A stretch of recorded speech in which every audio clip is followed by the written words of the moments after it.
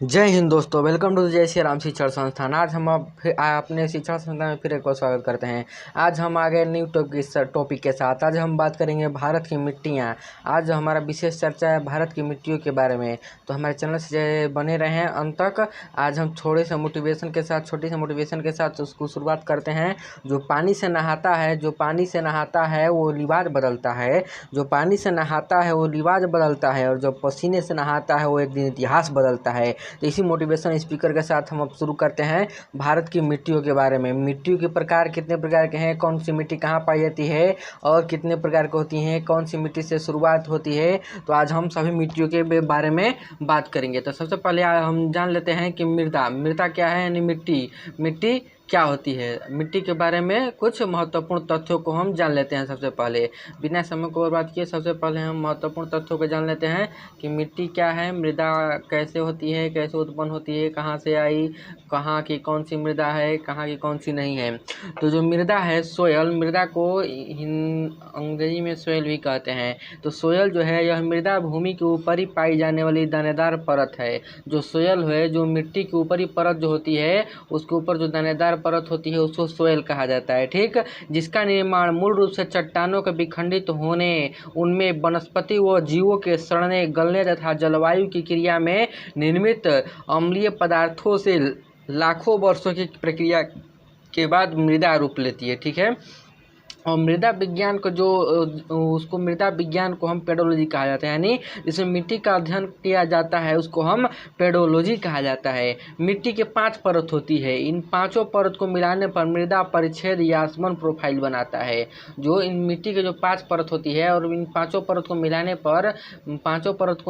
पर जो मृदा होती है कौन सी परत बनाती है, पांचों परत को मिलाने पर मृदा यासवन प्रोफाइल, कैसा प्रोफाइल, यासवन प्रोफाइल बनाती है, यासवन प्रोफाइल का निर्माण करती है मृदा। तो चलिए एक एक करके हम सभी मिट्टी के बारे में सभी चीज़ों को देखेंगे एकदम बारीकी से। तो चैनल तक लास्ट तक बने रहें और ज़्यादा से ज़्यादा लोगों के पास ये शेयर करें कि ये कंटेंट ज़्यादा से लोगों के पास पहुंच सके। और एक वीडियो में हम भारत की मृदा बहुत कम समय में संपूर्ण जानकारी एकदम फटाफट दे देंगे। तो चलिए बिना समय को बर्बाद किए हम देखते हैं। देखिए पहला हमारा क्या कहता है, मिट्टी।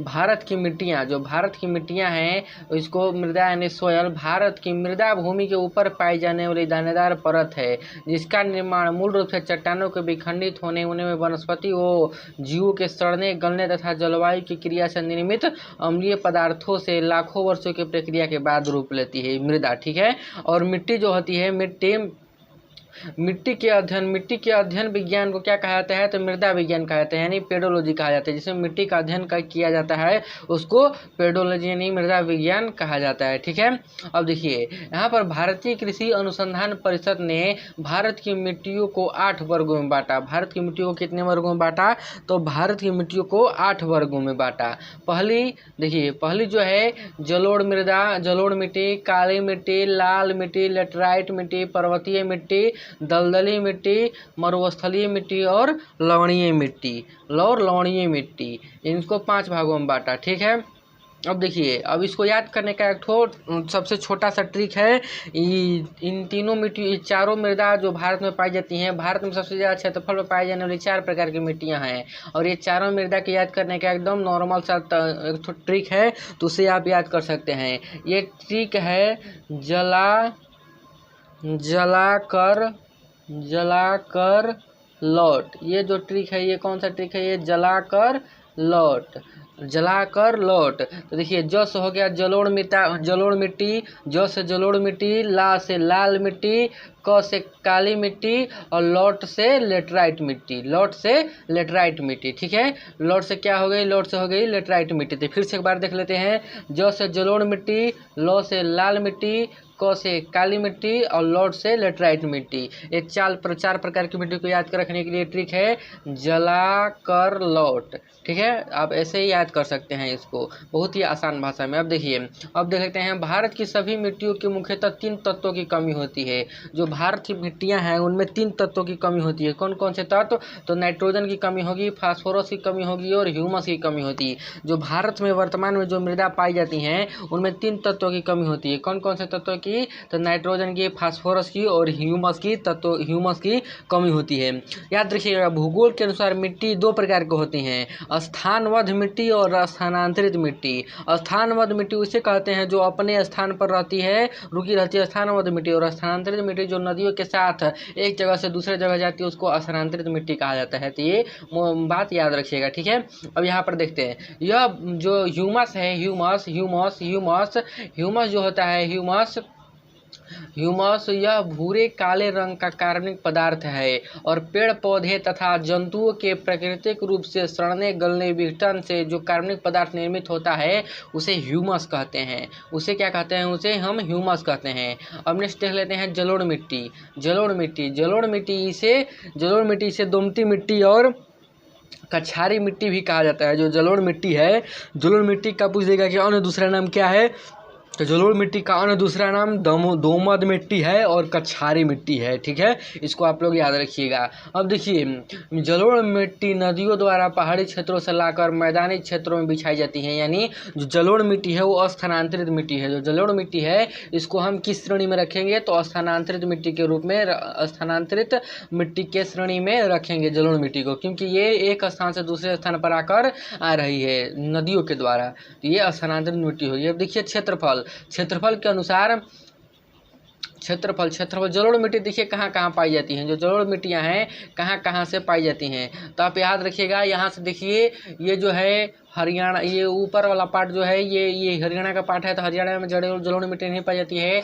हरियाणा के ऊपर यानी पंजाब उत्तराखंड, उत्तर प्रदेश बिहार और आपको मेघालय, उत्तर प्रदेश बिहार और मेघालय तक ये जलोढ़ मिट्टी का विस्तार है। और पश्चिम बंगाल में भी कुछ विस्तार है। पश्चिम बंगाल के देखिए, पश्चिम बंगाल से ये छोर से यहाँ से लेकर पश्चिम बंगाल होते हुए उड़ीसा होते हुए आंध्र प्रदेश होते हुए तमिलनाडु होते हुए केरल होते हुए जो निम्न तटीय है राज्य गुजरात के कुछ इलाकों तक जलोढ़ मिट्टियों का विस्तार है। तो आप इसको क्रम वाइज रख सकते हैं। ऐसे देखिए, राज्य स्तरीय मैप के अनुसार हम लाए कि मैप के अनुसार आपको याद हो जाएगा, तो इसको क्रम वाइज आप याद रख सकते हैं। यहाँ से पंजाब, उत्तराखंड, उत्तर प्रदेश, बिहार, झारखंड से थोड़ा अलग है, झारखंड में नहीं है।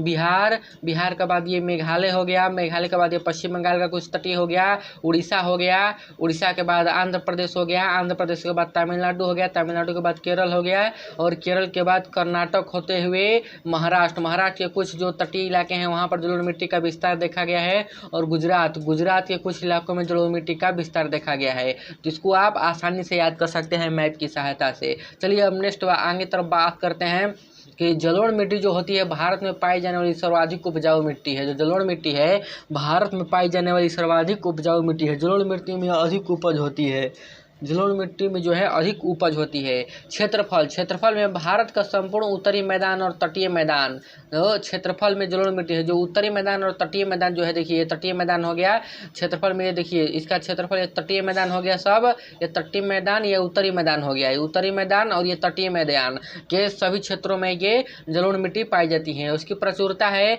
यह चूना तथा पोटेशियम प्रचुर मात्रा में पाया जाता है। इसका प्रचुरता है कि इसमें जलोढ़ मिट्टी में चूना और पोटेशियम प्रचुर मात्रा में पाए जाते हैं। लेकिन जलोढ़ मिट्टी में नाइट्रोजन, फास्फोरस तथा ह्यूमस की कमी होती है। यह मिट्टी धान की खेती के लिए काफ़ी अच्छी मानी जाती है तथा साथ ही गेहूं, मक्का, तिलहन, आलू की खेती भी की जाती है। जलोढ़ मिट्टी कितने प्रकार की होती है? तो जलोढ़ मिट्टी मुख्यतः दो प्रकार की होती हैं। जलोढ़ मिट्टी कितने प्रकार की होती है? तो जलोढ़ मिट्टी मुख्यतः दो प्रकार की पाती हैं। अब भारत में सर्वाधिक जलोढ़ मिट्टी ही पाई जाती है, ये भी याद रखिएगा। पूछ देगा कि भारत में सर्वाधिक मात्रा में कौन सी मिट्टी पाई जाती है, तो भारत में सर्वाधिक मात्रा में जलोढ़ मिट्टी पाई जाती है। जलोढ़ मिट्टी कितने प्रकार की होती है? तो जलोढ़ मिट्टी दो प्रकार की होती है। जलोढ़ मिट्टी कितने प्रकार की होती है? तो जलोढ़ मिट्टी दो प्रकार की होती है। पहला बांगर और खादर। बांगर को पुरानी जलोढ़ मिट्टी और नई जलोढ़ मिट्टी के नाम से जाना जाता है। बांगर को पुरानी जलोढ़ मिट्टी और खादर को नई जलोढ़ मिट्टी के नाम से जाना जाता है, जिसको आप लोग याद रखिएगा। अब देखिए, जलोढ़ मिट्टी के कुछ तथ्यों का हम ध्यान दे रही है कि भारत के संपूर्ण उत्तरी मैदान और तटीय मैदान तक है नाइट्रोजन, फास्फोरस तथा ह्यूमस की इसमें कमी होती है। इसको आप लोग याद रखिएगा, ठीक है। अब देख लीजिए, अब कुछ मिट्टियों की बात करते हैं। काली मिट्टी, ये देखिए काली मिट्टी, इसका निर्माण बेसाल्ट चट्टानों के टूटने से होता है। जो काली मिट्टी है, काली मिट्टी का निर्माण बेसाल्ट चट्टानों के टूटने फूटने से होता है। इसे लावा निर्मित मिट्टी, इसको काली मिट्टी को लावा निर्मित मिट्टी, काली मिट्टी जो है काली मिट्टी को लावा निर्मित मिट्टी भी कहते हैं। इसमें सर्वाधिक मात्रा में ह्यूमस होता है। सर्वाधिक मात्रा में जो ह्यूमस होता है, सर्वाधिक मात्रा में ह्यूमस किस मिट्टी में होता है? तो काली मिट्टी में होता है। काली मिट्टी में ह्यूमस की मात्रा अधिक होती है। और मिट्टी के रेंगुर मिट्टी, कपास की मिट्टी और लावा मिट्टी भी कहते हैं। इसको जो है काली मिट्टी को रेंगुर मिट्टी, कपास की मिट्टी और लावा मिट्टी भी कहते हैं। कपास की मिट्टी सर्वाधिक किस कपास की खेती होती है किस मिट्टी में होती है? कपास की खेती जो होती है सर्वाधिक में काली मिट्टी में होती है। तो इसको अब भी आप लोग याद रखिएगा।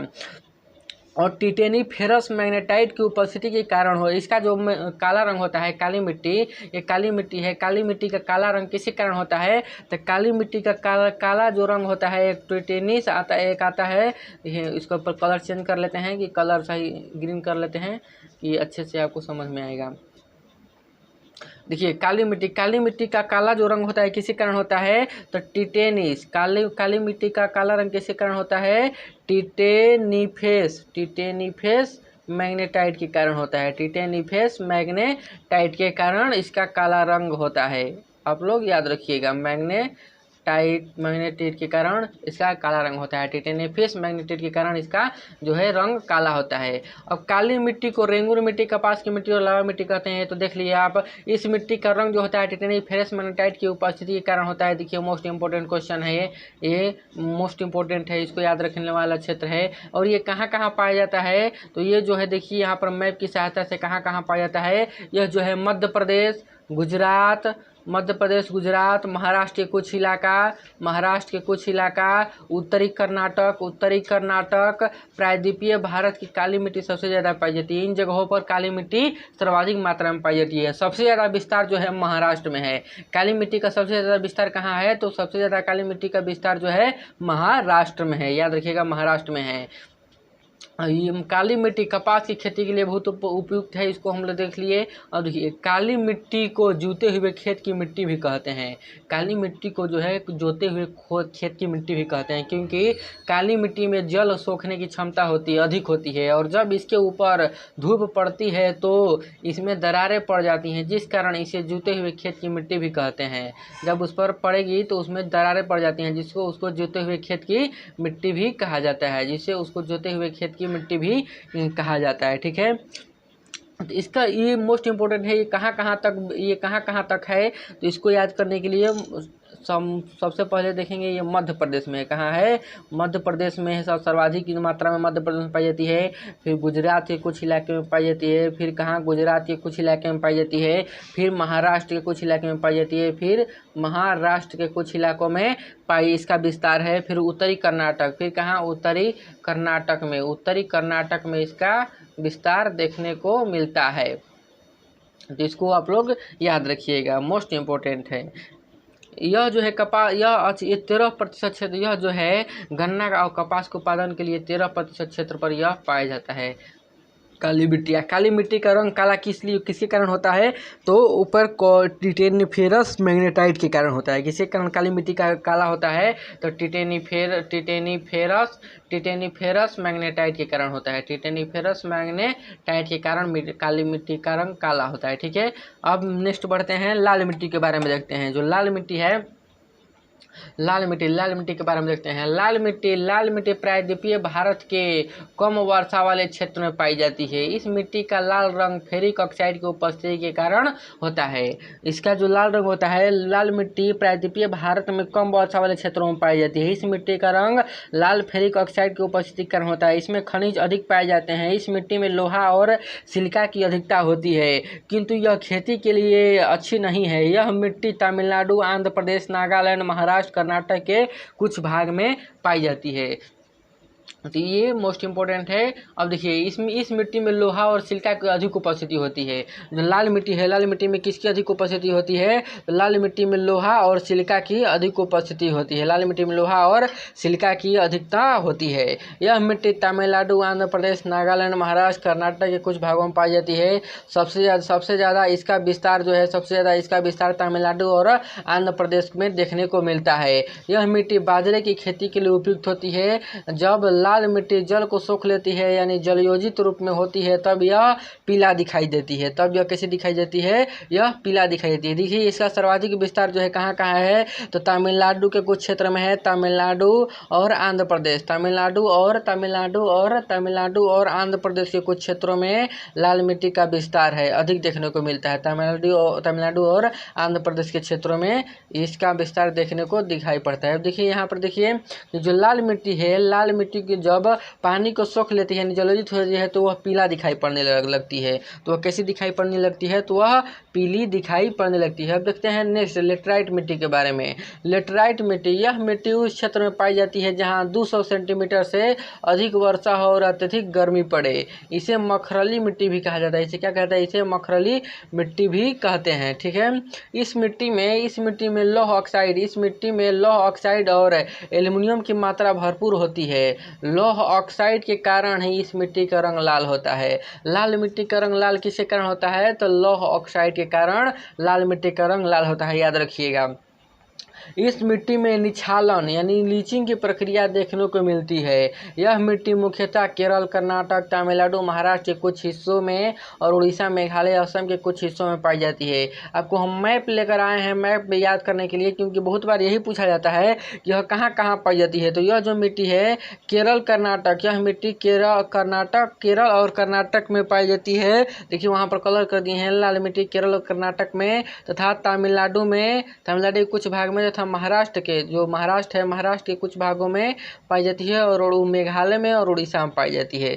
इसको हम मैप की सहायता से मैप बना कर लाए हैं कि मैप से आप लोगों को याद हो जाएगा, कंठस्थ हो जाएगा। ठीक है। अब देखिए लेटराइट मिट्टी का सर्वाधिक विस्तार केरल में देखने को मिलता है। जो लेटराइट मिट्टी है यानी लाल मिट्टी, इसका सर्वाधिक विस्तार जो है कहाँ देखने को मिलता है? तो केरल वाले इलाके में देखने को मिलता है। लेटराइट मिट्टी चाय, कॉफी, इलायची, काजू की खेती के लिए सर्वाधिक उपयुक्त होती है। तो आपको याद रखना है केरल वाले क्षेत्र में लाल मिट्टी का उपयोग नहीं, लेटराइट मिट्टी का उपयोग किया जाता है। यहाँ पर चाय अधिक मात्रा में, चाय की, कॉफी की, इलायची की खेती और काजू की खेती अधिक मात्रा में होती है। सबसे पहले केरल के तट पर ही कौन उतरा था? वास्को डी गामा केरल के तट पर ही कालीकट में उतरा था और वहाँ से मसाले और चाय ले जाकर वहाँ पर बेचा था। इससे भी आप लोग याद कर सकते हैं, मोस्ट इंपॉर्टेंट है। इस हिस्ट्री को जोड़ते हुए याद कर सकते हैं इसको। अब देखिए लेटराइट मिट्टी का उपयोग ईंट बनाने के लिए किया जाता है। जो लेटराइट मिट्टी है, लेटराइट मिट्टी का उपयोग कैसे किया जाता है? लेटराइट मिट्टी का प्रयोग जो है ईंट बनाने के लिए किया जाता है।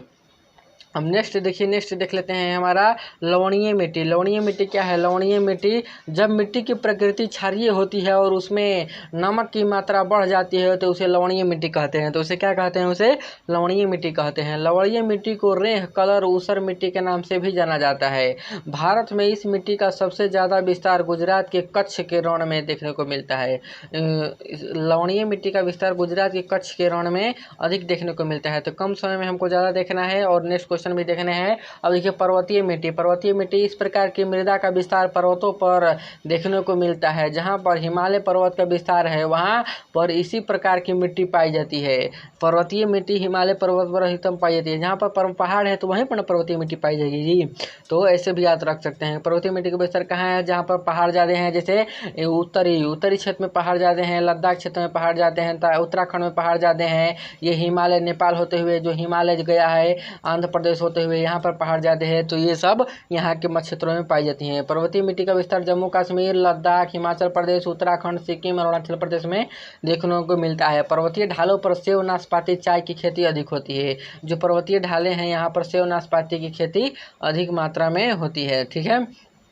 तो आज हम लोग मिट्टी के बारे में कुल देखे टोटल। अब देख लेते हैं मरुस्थलीय मिट्टी, दलदली मिट्टी, मरुस्थलीय मिट्टी, कुछ और बहुत प्रकार की मिट्टियां हैं, लेकिन प्रमुख 4 प्रकार की मिट्टियां हैं जिसको हम याद करने के लिए वहाँ पर ट्रिक आपको बताए हैं। पर्वतीय मिट्टी, दलदली मिट्टी, मरुस्थलीय मिट्टी, बलुई मिट्टी, लवणीय मृदा, अम्लीय मृदा, क्षारीय मृदा, ये सब बहुत प्रकार की मिट्टियाँ हैं। अब पूछेगा कि भारत में सर्वाधिक मात्रा क्षेत्र पर किस प्रकार की मिट्टी का विस्तार है, तो आप क्या बोलिएगा, तो जलोढ़ मिट्टी का विस्तार है सर्वाधिक प्रकार में। पुरानी जलोढ़ मिट्टी को अन्य किस नाम से जानते हैं, तो पुरानी जो जलोढ़ मिट्टी है, पुरानी जलोढ़ मिट्टी को किस नाम से जानते हैं, तो पुरानी जलोढ़ मिट्टी को बांगर के नाम से जाना जाता है। किसके नाम से, बांगर के नाम से जाना जाता है।